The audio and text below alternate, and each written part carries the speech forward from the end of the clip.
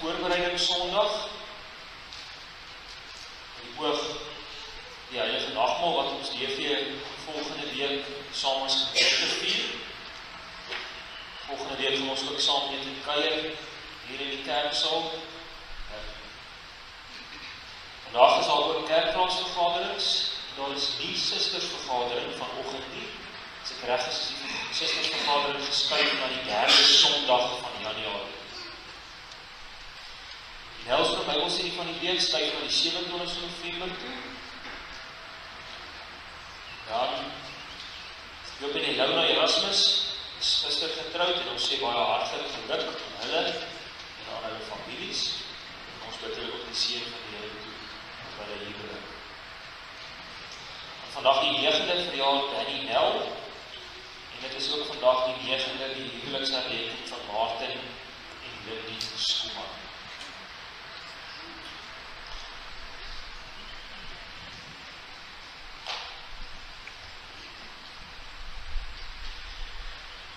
Kom ons sit net so broer en suster en dan sing ons vooraf Psalm 122 vers 1 en 2. Dis die Psalm wat ons leer hierdie tyd, Psalm 122 vers 1 en 2.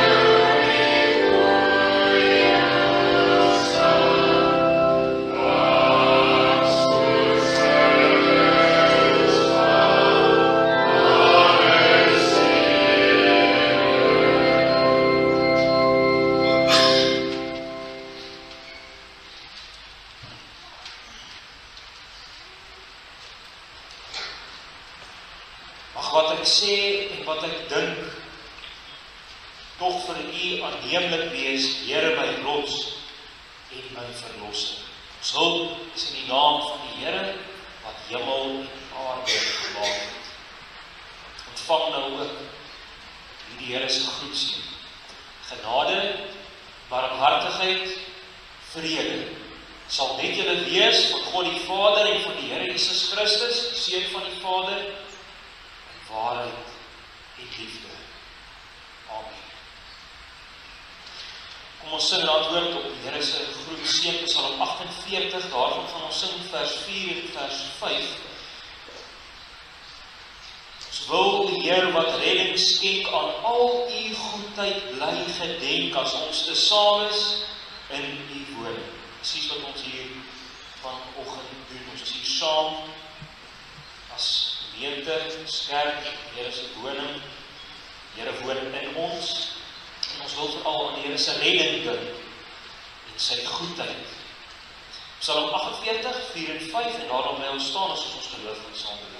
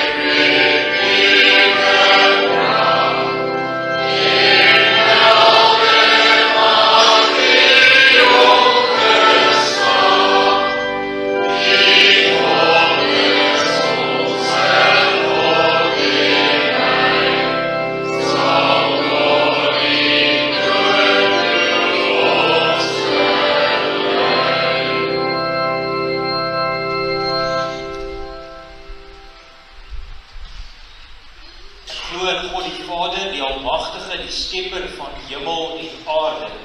En ek glo in Jesus Christus, sy eniggebore seun, ons Here, wat ontvang is van die Heilige Gees, gebore uit die maagd Maria, wat gelei het, onder Pontius Pilatus gekruisig is, gesterf het en begrawe is en neergedaal het na die hel. Wat op die derde dag opgestaan het uit die dood, opgevaar het na die hemel en sit aan die regterhand van God die Almagtige Vader, waarvandaan hy sal kom om die lewendes en die dooies te oordeel. En ek glo in die Heilige Gees. Ek glo aan 'n heilige, algemene Christelike kerk, die gemeenskap van die heiliges, die vergewing van sondes, die opstanding van die liggaam en 'n ewige lewe.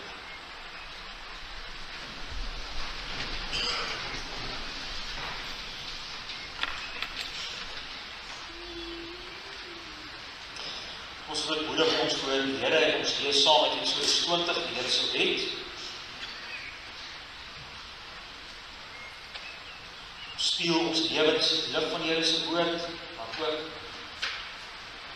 ons evangelie hierin lees. Dis wat Christus vir ons kom doen het. Hy het hierdie wet in ons plek. Eksodus hoofstuk 20.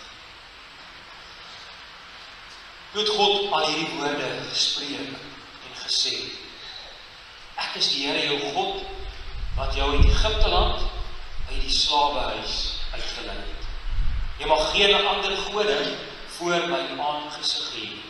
Jy mag vir jou geen gesnede beeld of enige gelykenis maak van wat bo in die hemel is, of van wat onder op die aarde is, of van wat in die waters onder die aarde is. Jy mag jou voor hulle nie neerbuig en hulle nie dien nie, want ek, die Here jou God, is 'n jaloerse God, wat die misdaad van die vaders besoek aan die kinders, aan die 3de en aan die 4de geslag van die wat my haat, en ek bewys barmhartigheid aan duisende van die wat my liefhet en my gebooie onderhou. Jy mag die naam van die Here jou God nie ydelik gebruik nie, want die Here sal die een wat sy naam ydelik gebruik, nie ongestrafbaar bly nie. Gedenk die Sabbatdag dat jy dit heilig. 6 dae moet jy arbei en al jou werk doen, maar die 7de dag is die Sabbat van die Here jou God, dan mag jy geen werk doen. Jy of jou seun of jou dogter of jou diensknegt of jou diensmaagd of jou vee of jou vreemdeling wat in jou poorte is nie. Want in 6 dae het die Here die hemel en die aarde gemaak, die see en alles wat daarin is, en op die 7de dag het hy gerus. Daarom het die Here die Sabbatdag geseën en dit geheilig. Here jou vader en jou moeder, dat jou daar verleng mag word in die land wat die Here jou God aan jou gee. Jy mag nie doodslaan nie. Jy mag nie egbreek nie. Jy mag nie steel nie. Jy mag geen valse getuienis in jou naaste spreek nie. Jy mag nie jou naaste se huis begeer nie. Jy mag nie jou naaste se vrou begeer nie, of sy diensknegt, of sy diensmaagd, of sy os, of sy esel, of iets wat van jou naaste is. Sondag 40 bely ons oor die 6de gebod. Wat eis God in die 6de gebod? 6de gebod sê jy mag nie doodslaan nie. Ek mag nie self en ook nie deur iemand anders my naaste onteer, haat, beledig of doodmaak. Ek mag dit nie met my gedagtes, my woorde of gebare doen nie, en nog minder met die daad. Ek moet alle wraaksug laat vaar. Ek mag ook myself nie kwaad aandoen of moedswillig in gevaar begewe nie. Waarom dra die owerheid die swaard om doodslag te weer? Praat hierdie gebod net van doodmaak? Antwoord ons bely deur doodmaak te verbied, leer God ons dat hy die wortel daarvan soos afguns, haat, woede en wraaklus verafskuw. Dit alles is vir onheilike moord. Het ons die gebod gehoorsaam as ons maar net nie ons naaste doodmaak soos hierbo gesê nie? Nee, terwyl God afguns, haat en woede verbied, gebied hy dat ons naaste moet lief hê soos onsself. Ons moet teenoor hom geduldig, vredelievend, sagmoedig, barmhartig en vriendelik wees. Alles wat hom kan benadeel, so ver moontlik probeer voorkom en selfs aan ons vyande goed doen. Ons antwoord aan sing ons Psalm 102, waarvan sing ons die 3de en die 8ste vers. Psalm 102, die 3de en die 8ste vers, sondes maak ons alleen en dit teer ons uit. Dit gaan ons sing. Die 3de strofe, sondes maak ons alleen en dit teer ons uit, maar ons mag ook sing van die skatte van genade. Sing van Christus. Die skatte van genade mag ons sing in strofe 8. Psalm 102, 3 en 8 en daarna gaan ons saam bid.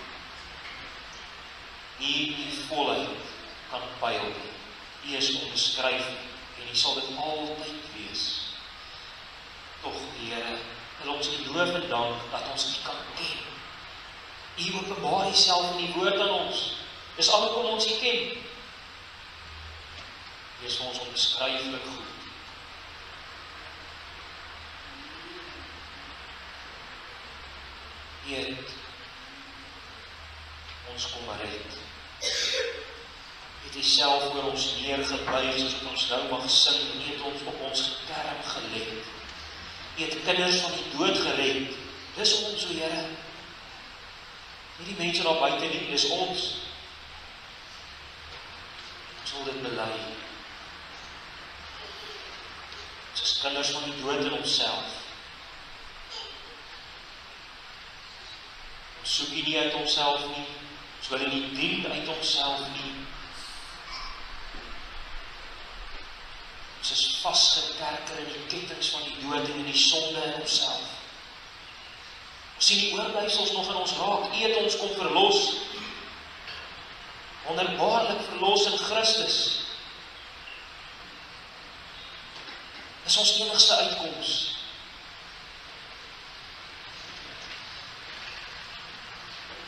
Werk kragtig deur die Gees in ons, Vader. Mag ons Christus meer en meer ken, mag ons meer en meer in hom gevind word. Mag ons meer en meer in ons gedagtes oordink wat 'n heerlike verlosser ons het in Christus. Vul ons met die Heilige Gees. Ons 3 groot vyande lê loer op ons. Die Satan en die bose magte wil ons verslind soos 'n leeu, sy prooi verslind. Die wêreld, sy versoekings is vir ons baie keer te groot en dan soog ons onder dit. Ons eie sondige natuur maak dat daar oorlog is in ons, Vader. Die goeie wat ons wil, doen ons so baie keer nie. Spreek tog nou met ons, tot ons, in ons harte, deur die woord. Die diensknegte en die diensmaagde luister, breek U self die woord vir ons oop. Mag U self in ons midde wees deur die Gees. Ons harte verwyder, vir ons harte van vlees gee. Breek alle hoogmoed en trotsheid en selfsug af, Vader. Spreek dit van Christus ontwil. Amen.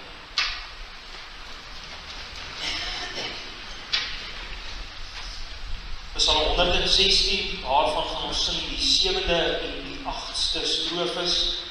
Wat kan ek hom bring uit dank vir sy genade? Dit gaan ons vir die Here en vir mekaar sing, strofe 7. En dan sing ons in strofe 8.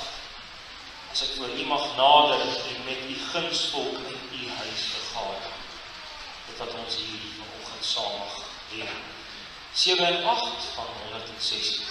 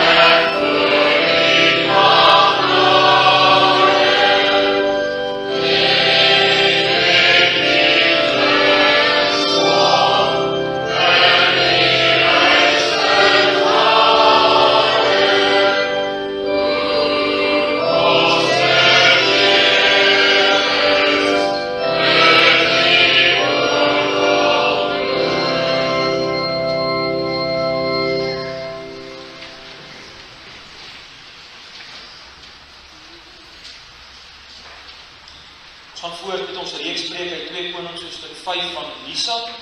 En vanoggend staan ons stil by die tweede helfte van hoofstuk 5. Vorige week was ons by die eerste helfte. 2 Konings hoofstuk 5 en ons lees saam die hele hoofstuk. 2 Konings hoofstuk 5.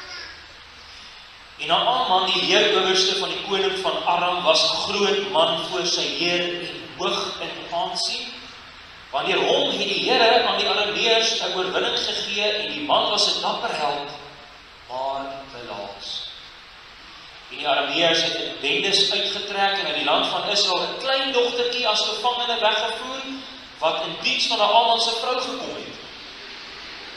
En sy het vir haar meesteres gesê, ag, was my Heer maar net by die profeet wat in Samaria is, dan sou hy sy melaatsheid wegneem. Gaan hy in en gee dit aan sy Heer te kenne en sê, so en so het die dogtertjie gespreek wat in die land van Israel kom. En die koning van Aram sê, gaan dan, ek wil 'n brief van die koning van Israel stuur. En hy het gegaan en 10 talente silwer en 6000 sikkels goud en 10 stelle klere saam met hom geneem. En aan die koning van Israel die brief gebring van die volgende inhoud. Saam met hierdie brief aan u stuur ek dan nou by dienaar Naaman na u toe, dat u sy melaatsheid kan wegneem. Sodra die koning van Israel die brief gelees het, skeur hy sy klere en sê, is ek dan God om dood en lewe te maak, dat hierdie man na my stuur om van 'n man sy melaatsheid weg te neem? Erken en sien tog net hoe dat hy 'n geleentheid teen my soek. Maar toe Elisa, die man van God, hoor dat die koning van Israel sy klere geskeur het, laat hy die koning weet. Waarom skeur jy die klere? Laat hom maar na my kom, dan sal hy weet dat daar 'n profeet in Israel is. So het Naaman dan gekom met sy perde en met sy waans en voor die deur van Elisa se huis stilgehou.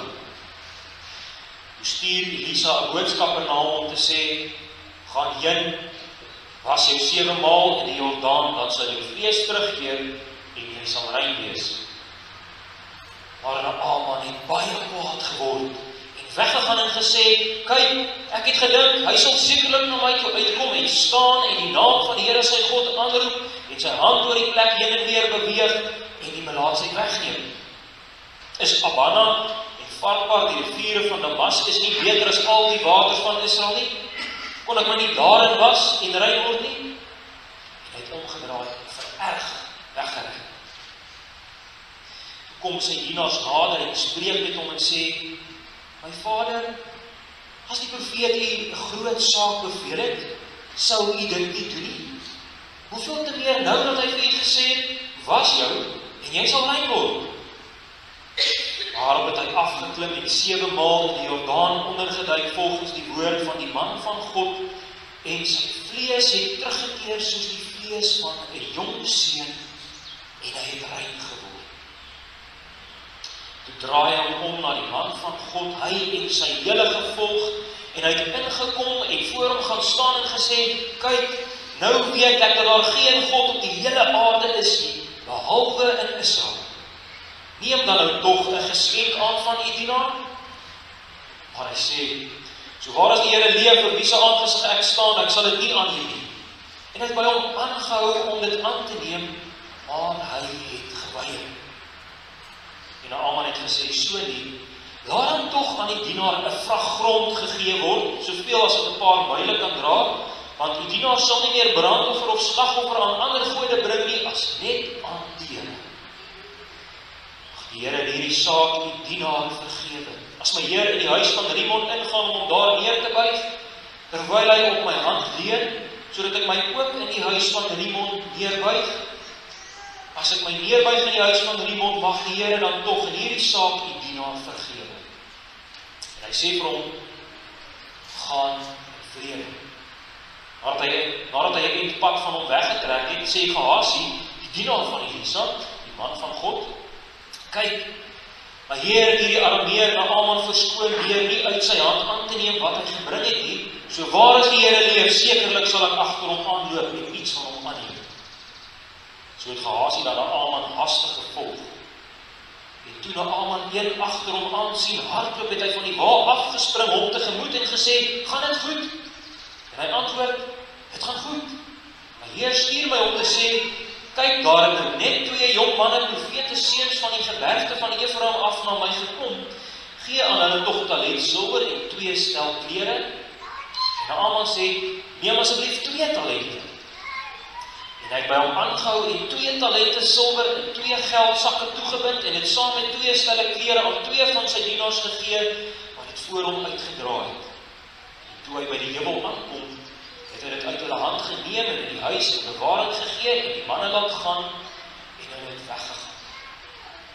Toe hy dan inkom en by sy heer staan, sê Elisa vir hom, van waar, Gehasie? En hy antwoord, die dienaar het nergens heen gegaan nie. Hy sê vir hom, het my hart nie saamgegaan toe 'n man van sy wa af omgedraai het jou tegemoet nie? Is dit tyd om die silwer te neem en om klere te neem en olyfbome en wingerde en kleinvee en beeste en slawe en slavinne? Daarom sal die melaatsheid van Naaman jou en jou nageslag vir ewig aanklewe. En hy het van hom uitgegaan, laats soos sneeu. Vers 16 en vers 17, so waar as die Here leef, vir wie se aangesig ek staan, ek sal dit nie aanneem nie. En hy het by hom aangehou om dit aan te neem, maar hy, Elisa, het geweier. Vers 27, daarom sal die melaatsheid van Naaman jou en jou nageslag vir ewig aanklewe. En hy het van hom uitgegaan, belaats soos sneeu.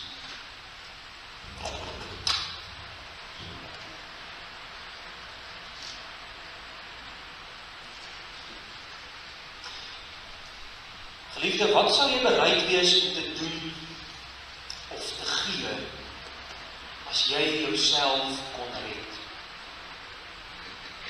Wat sou jy bereid wees om te doen of te gee as jy jouself kon red? Miskien jou eerstgebore kind. Dis wat Israel by tye gedoen het, hulle het hulle kinders geoffer vir die afgode, hulle het hulle deur die vuur laat gaan. Miskien 'n hoop goud of silwer waaraan jy jou lewe lank gewerk het. Miskien 'n liggaamsdeel, dalk jou oë, dalk jou sig, miskien jou gehoor. Of dit wat jy bereik het met die helfte van jou lewensjare. Wat sou jy bereid wees om te doen of te gee as jy jouself kon red? Wat sou jy dink, geliefde, is jou redding werd? Wat is jou redding werd? Naaman het nog 'n groot geskenk saamgebring, ongeveer 340 kg silwer, 70 kg goud en 10 stelle klere. En dit net om hom van sy melaatsheid gesond te maak, nou dit was so, melaatsheid was nogal groot, dit was dodelik. Toe gebeur iets ongrypends na Naaman se lewe. Hy word nie net rein gewas van sy melaatsheid nie, hy ontmoet ook die lewende God. Hy word van baie meer rein en skoon gewas. Hy ontmoet die lewende God. Eerstens, nie van hoor sê nie, hy ontmoet hom, die lewende God. As ons die gedeelte lees, dink ons nogal, hierdie Naaman was al 'n gelukkige man gewees. Hy word gesond gemaak van sy dodelike siekte. Hoe baie mense in ons tyd begeer hierdie nie van hart nie, om genees te word van hulle kanker, of van watter ook al lewensgevaarlike siektes daar nie is, daar's klomp. Maar dan moet ons oppas, broer en suster, is verseker nie wat hierdie gedeelte vir ons wil sê nie. Hierdie gedeelte wil nie vir ons sê dat die Here vir ons beloof dat hy ons van ons lewensgevaarlike siektes sal genees nie. Dis nie wat die Here in hierdie gedeelte beloof nie. Hierdie gedeelte wil ons bring by die Here. Kyk wat bely Naaman oor die Here in vers 15. Kyk, nou weet ek dat daar geen God op die hele aarde is nie, behalwe in Israel. Naaman moet die Here. Hy besef dat hierdie is nie enige magiese kragte wat hier gebeur het nie. Dit besef Naaman baie duidelik. Hy besef, hier was nie enige magic hier betrokke nie. Hierdie is God in sy almag en in sy krag en in sy gesag en in sy genade. As ons dan na hierdie gedeelte gaan kyk in die lig van die hele woord, as ons na hierdie gedeelte gaan kyk in die lig van die hele Bybel, dan besef ons dat die Here van ons baie meer beloof as net om gesond te word van 'n liggaamlike siekte. Maar let op, geliefdes, let op hoe belangrik is dit dat ons hele Bybel moet ken. Dis belangrik dat ons Bybels moet ken, broer en suster, want ons het die hele Bybel nodig om 'n deel van die Bybel te kan verstaan. Dis een van die grootste beginsels van om die Bybel te verklaar en om die Bybel te verstaan. Die woord van die Here verklaar homself. Die skrif verklaar homself. maar net een gedeelte te noem, waar ons duidelik sien hoe die woord van die Here hier gedeelte vir ons verklaar. Titus 3 vers 5 en 6. Nie op grond van die werke van geregtigheid wat ons gedoen het nie, ons kan sê nie op grond van enigiets goeds wat ons gedoen het nie, maar na sy barmhartigheid het hy ons gered, hy met die hoofletter, ons God, het hy ons gered deur die bad van die wedergeboorte.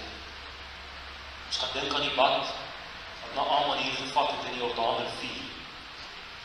Deur die bad van die wedergeboorte word ons gered en deur die vernuwing deur die Heilige Gees wat hy ryklik uitgestort het op ons deur die Here Jesus Christus vir ons verlossing. Sien die broers en susters, hoe verklaar die woord? Of ons dink aan Hebreërs 9 en 10, daar gaan dit veral daaroor dat ons rein gewas word deur die bloed van Christus. Hy het deur sy eenmalige offer ons sondes uit ons vuilheid kom weg. Het ons rein was Christus met sy bloed aan die kruis. Dis wat na Aaman se bad in die Jordaan vir ons wil wys. Ons hemelse Vader beloof aan ons dat hy ons sal skoon was van ons sondes deur sy seun, Jesus Christus. En as jy dit waaroor die Here se nagmaalstafels gaan, Christus beloof dat hy ons sal was met homself. Dis die nagmaal. Glo jy hierdie belofte, geliefde? Glo ons nog hierdie belofte?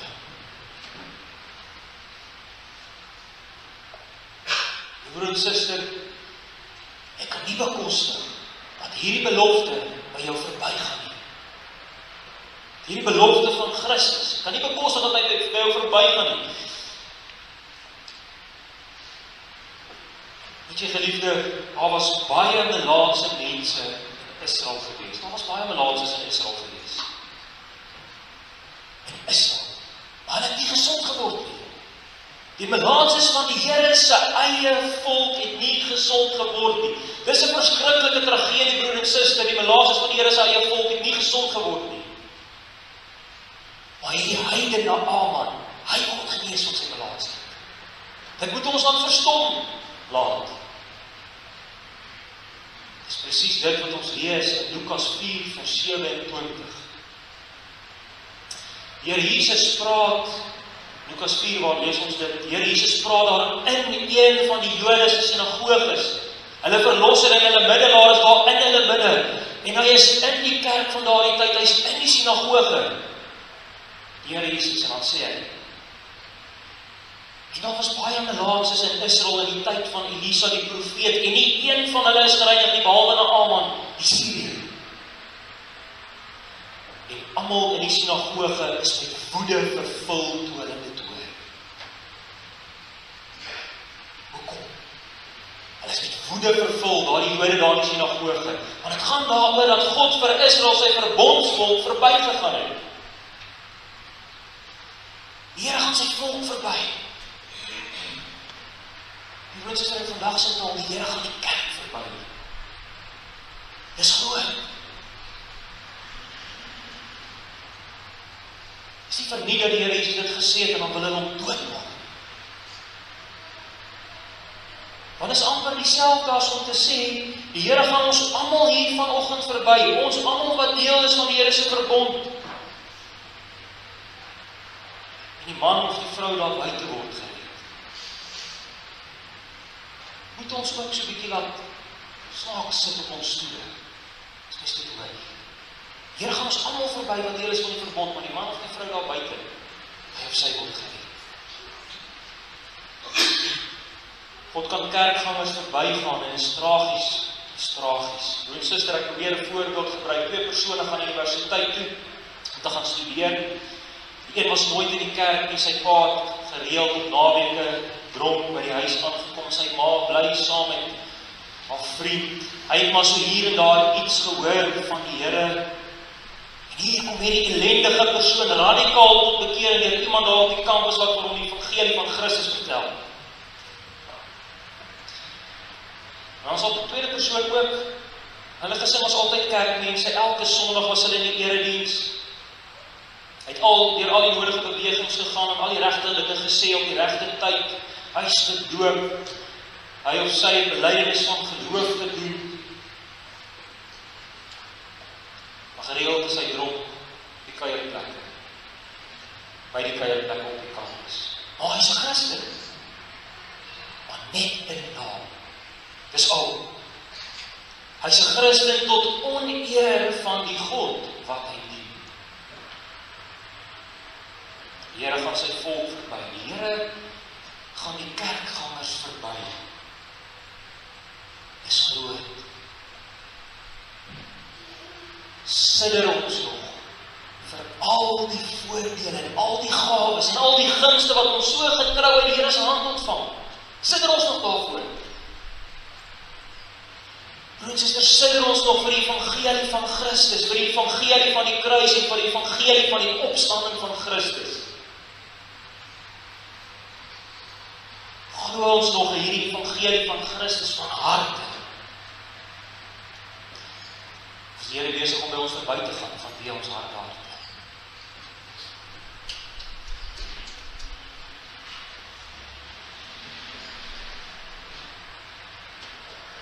Broer suster, maar Aman het met een ding nogal baie gesukkel.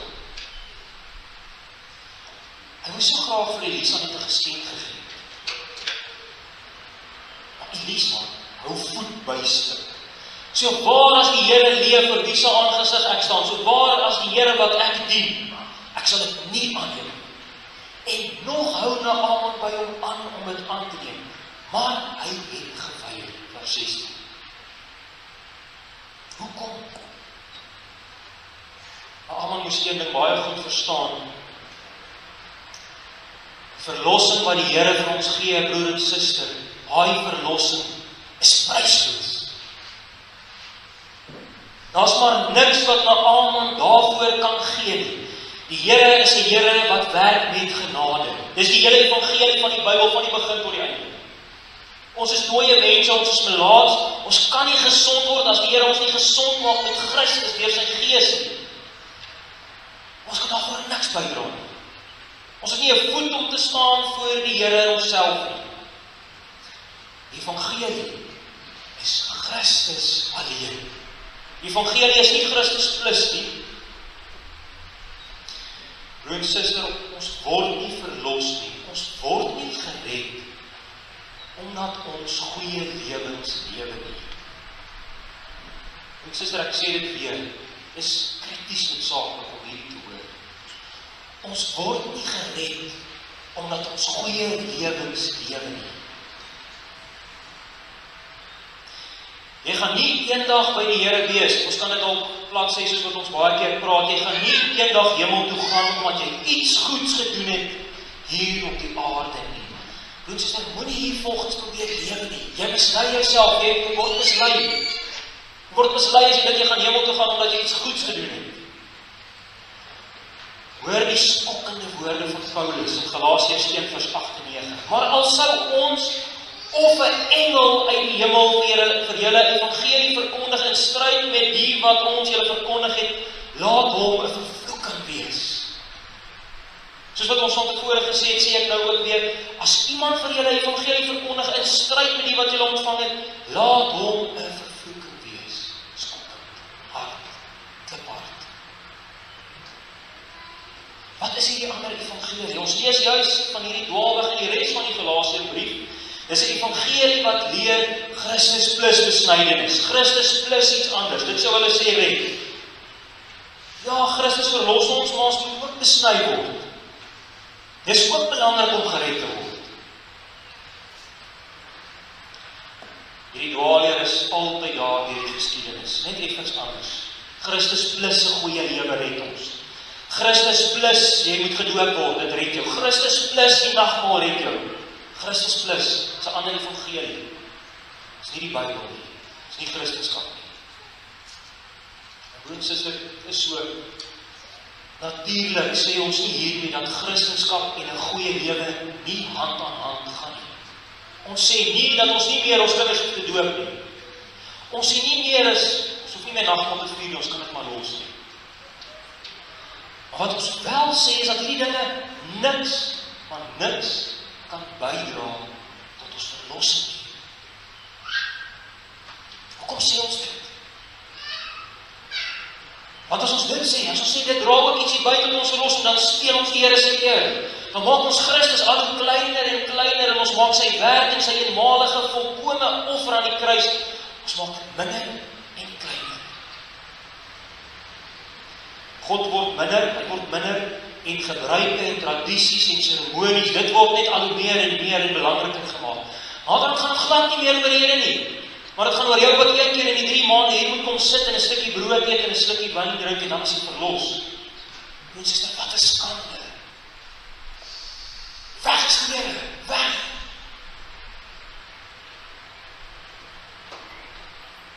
So is by ons by die evangelie heeltemal sonder die Here. Dis 'n tragedie.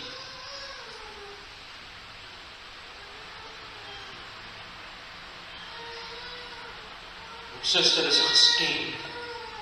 Dis 'n geskenk.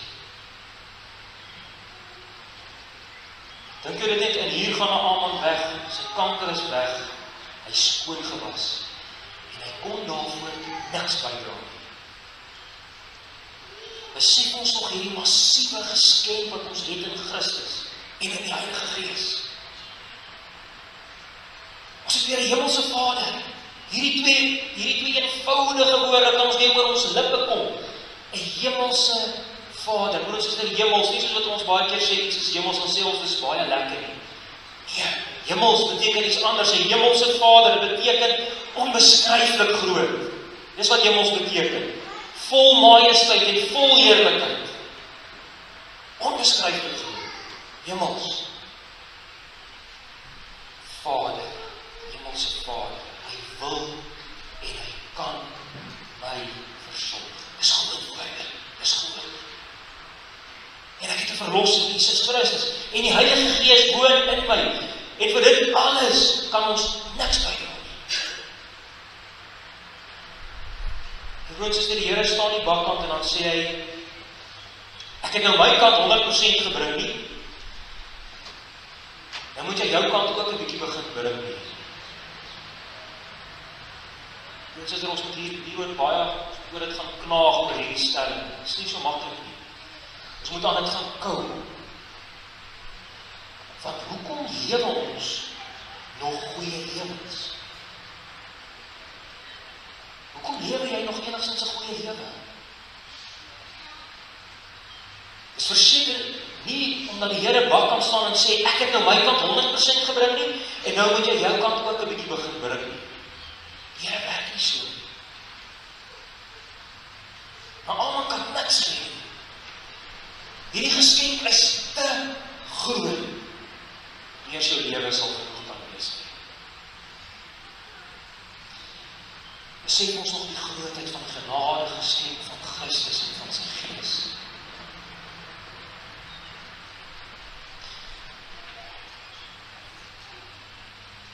Broers en susters, maar tog is daar iets baie opvallends in hierdie gedeelte.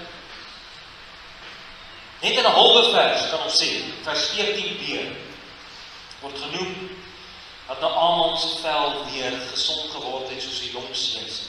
Dit word net soms so vinnig genoem.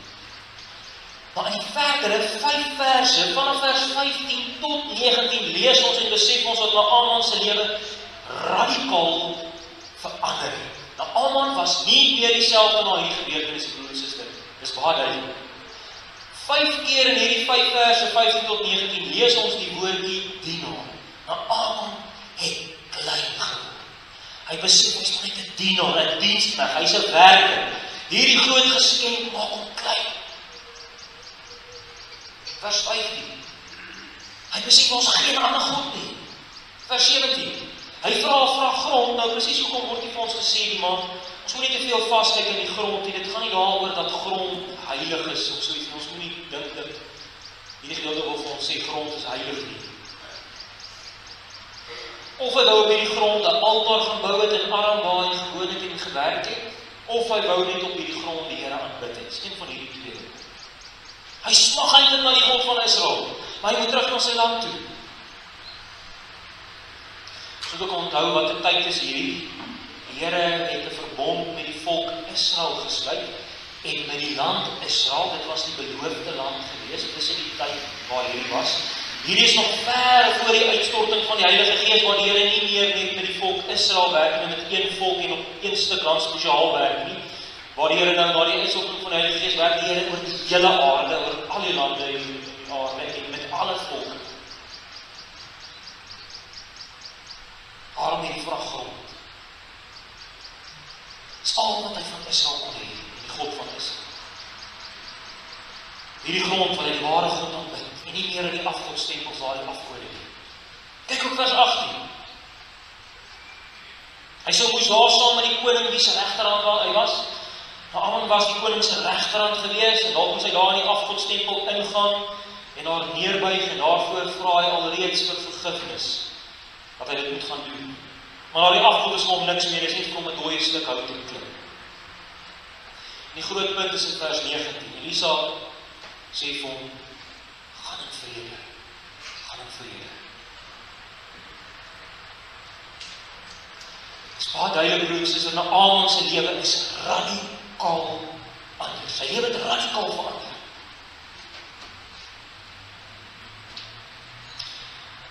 Dit is belangrik om op te let, die broer en suster, Naaman se gewete het sensitief begin word. Sy gewete het sensitief begin word. Sy hele lewe het begin draai om hierdie een en enigste lewende God. Hy wil net hom alleen aanbid. Dis sy lewe, dis sy alles. En hierin moet ons ook onsself gaan ondersoek, broer en suster.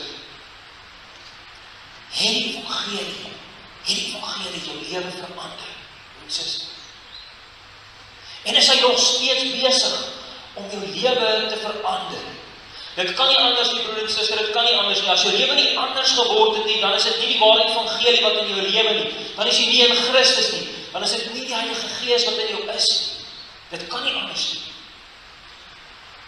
As jy in Christus is, broer en suster, dan gaan jou lewe anders lyk as die ander mense rondom jou daar waar jy lewe elke dag, wat nie in Christus is nie.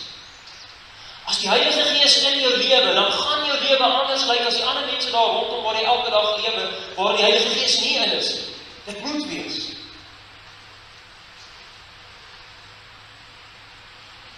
Ons moet onsself ondersoek, die Here se nagmaalstafel is 'n heilige tafel. Ons word aan die Here se tafel gevoed met Christus. Jy het nie geloof in hom. Ons kan nie sê ons het deel aan Christus, maar ons gewetens is gebrandmerk en afgestomp en ons rook en drink en vloek, kyk pornografie en slaap rond en vertel leuns en pleeg bedrog en steel. En ons het geen ware berou daaroor nie. Ons het in die laaste woord is belangrik. En ons het geen ware berou daaroor. Het ons berou oor ons sondes? Van harte.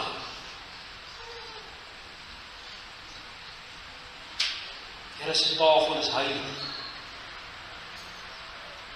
Ons kan nie, ons mag nie daarvan aansit. As ons nie onsself ondersoek,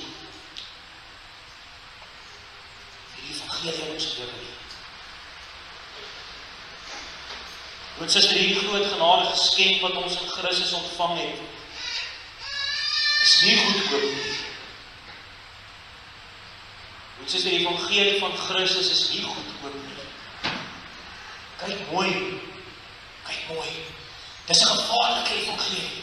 Dis gevaarlik dat jy hier sit vanoggend, broer en suster, en hierdie hoor. Dit is so, dit is 'n soet en 'n wonderlike en dit is 'n bevrydende en dit is 'n reddende evangelie. Maar dit is ook 'n gevaarlike evangelie. Gehasie word belaas. En dit raak nie net hom nie, dit raak sy hele nageslag. Broer en suster, hy was 'n handlanger van Elisa gewees. Ons kan sê, broer en suster, hy was self 'n sondige in die kerk gewees. Hy het die evangelie gesien. Honderde kere het hy dit gesien. Hy het dit gehoor honderde kere as Elisa dit daar doen en preek. Hy het al God se wonderwerke deur Elisa, hy het dit eerstehands beleef. Hy glo dit nie. Sy gewete is gebrandmerk en uitgedoof.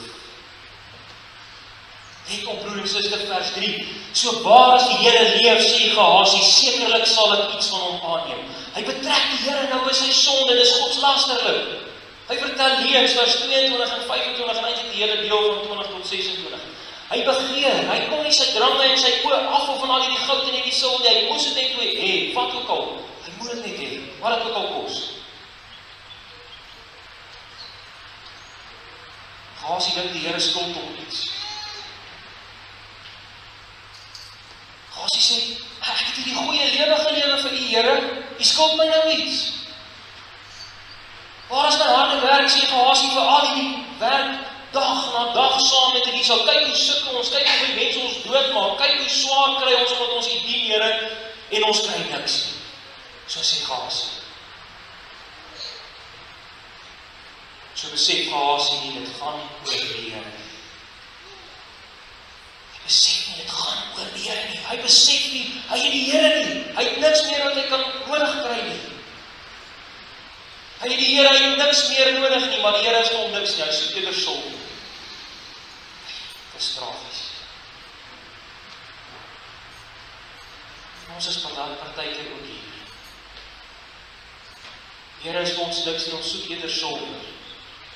Goud.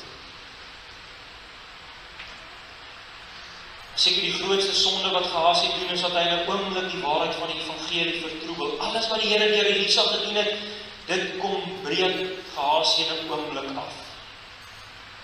Gehasie probeer 'n prys sit op God se goedheid. Gehasie probeer om geld te maak uit die daad van God. Hy steel die eer wat die Here toekom.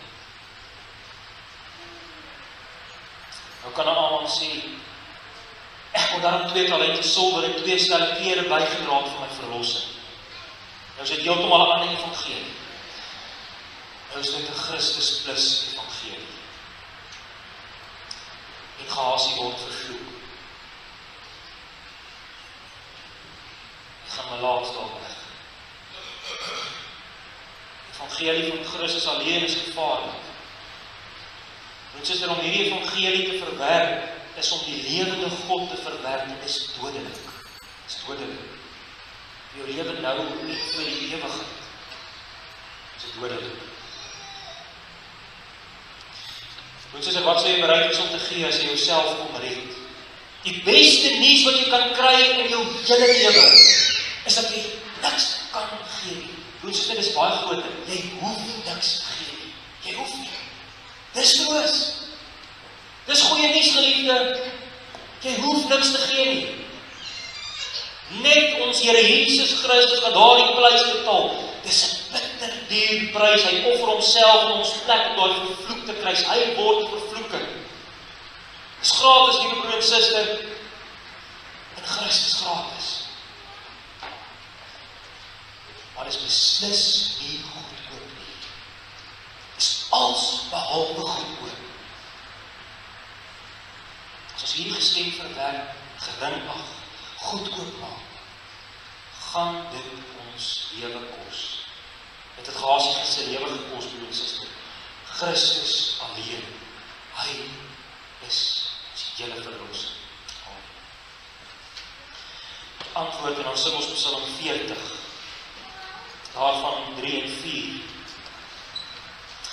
Die wonders is so oneindig ryk, van ons gestrofe 3 sing. Wie is op aarde aan u gelyk? Wie kan die grootheid ooit deurgrond? U het my oor deurboor, dat ek die woord kan hoor. Dis nie wat ons gelees het van almal nie. U het my oor deurboor, dat ek die woord kan hoor. Daarom dan strofe 4. U wil soos in u boek, u wonderskrif wat nooit vergaan, dit wil ek leer, dit wil ek van ganser harte soek. Psalm 40, 3 en 4, en dan gaan ons saam met die dag.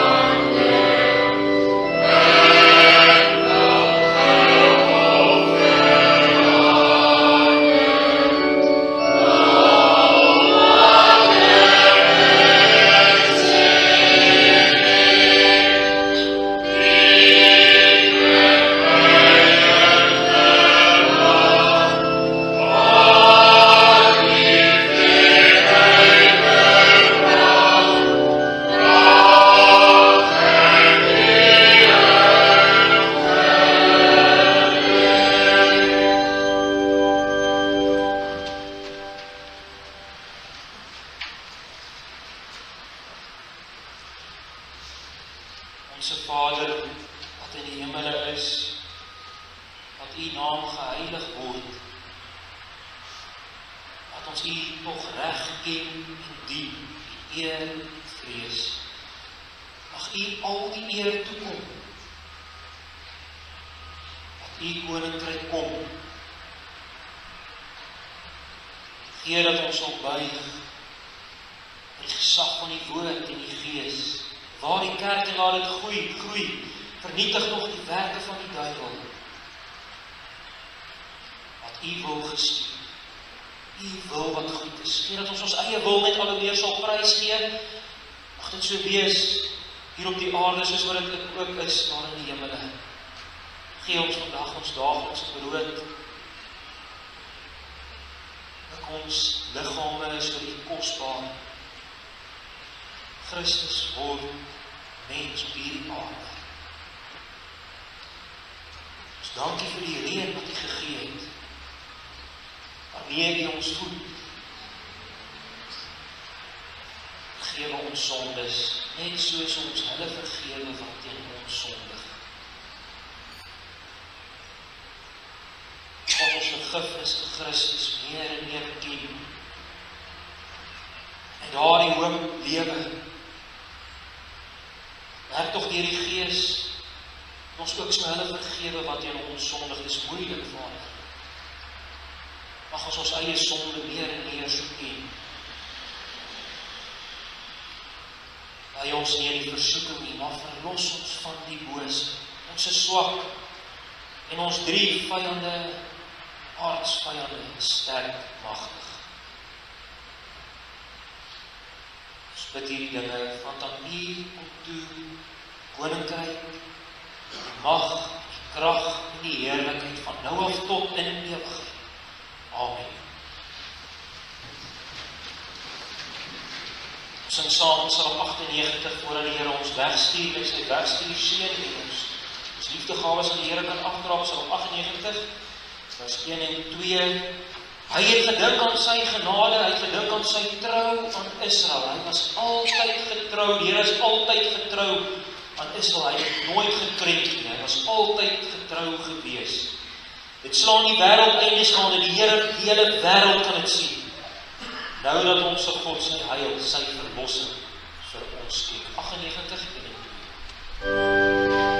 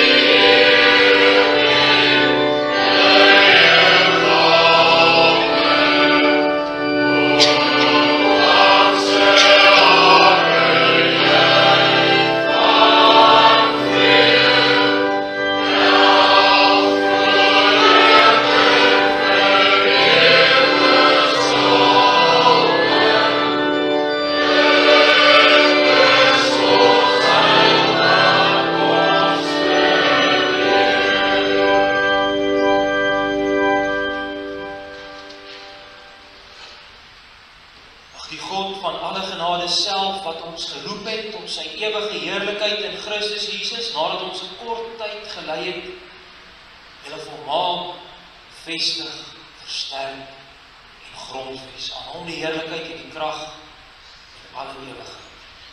Amen.